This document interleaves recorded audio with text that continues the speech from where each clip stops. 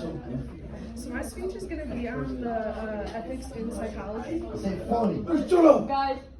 So my speech is going to be on about like ethics in psychology. So I'm going to talk about the monster study. It was done by pathologist Dr. Wendell Johnson from the University of Iowa, and he had a grad student, 22-year-old Mary Tudor, help him undertake this experiment. So they wanted to find out where stuttering came from. They wanted to know if it was a learned or biological behavior.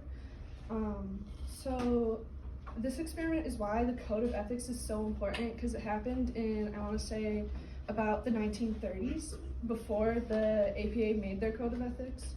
So the study got its nickname not from real monsters, but from the unethical methods that the team used.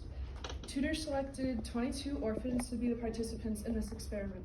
They were put into two groups, the stutterers and the non-stutterers, or normal speakers. These two groups were treated very differently when Tudor would meet with them every few weeks for about 5 months. The normal group was praised at how well that they could speak in their speaking ability. Well, the stutterers were told that they were not good, that they must stop themselves immediately and not to speak unless they could do it right.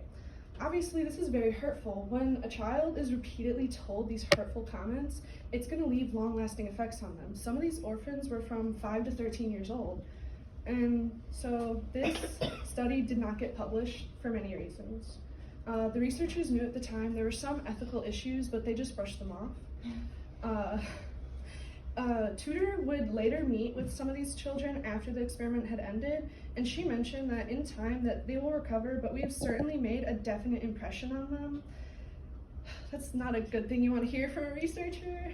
Well, 6 of the participants in the stuttering group ended up developing speech issues later in life. They became withdrawn or just stopped speaking altogether.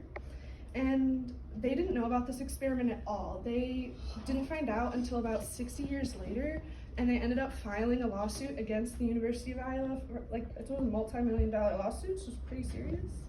But this study has caused many ethical arguments in science because it hasn't been able to be replicated because of the stress the participants had to be put under, and it wouldn't even be able to happen today. But as long as we keep talking about this experiment, then we are able to see the progress in psychology and understand the benefits of praising children in a learning environment.